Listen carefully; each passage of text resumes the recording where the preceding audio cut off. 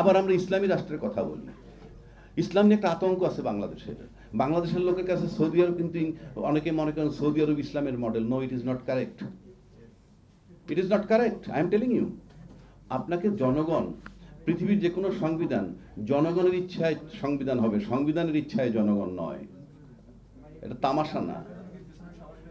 আপনি যখন ইসলামী রাষ্ট্রের কথা বলবেন কিংবা মুসলিম অধ্যুষিত দেশের কথা বলবেন, আপনার কাছে মডেল ইরান কিংবা আফগানিস্তান আসে কেন?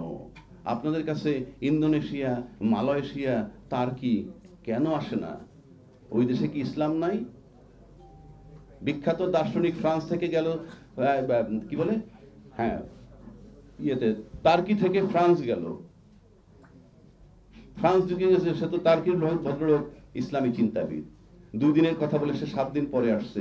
সাংবাদিকরা তারা জিজ্ঞেস করলো, আপনি একটা মুসলিম কান্ট্রির একজন বিখ্যাত দার্শনিক, ফ্রান্স গিয়ে 2 দিনের কথা বলে 7 দিন ছিলেন, কি পেয়েছেন সেখানে? উনি জবাব দিছিলেন যে তার্কিতে হয়তো মুসলমান আছে কিন্তু ইসলাম নাই, ফ্রান্সে মুসলমান নাই, ইসলাম আছে।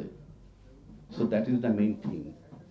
আপনি ইসলাম ধারণ করা আর ইসলামী লেবাস ধারণ করা এক নয়। We need the internal change, not the external change.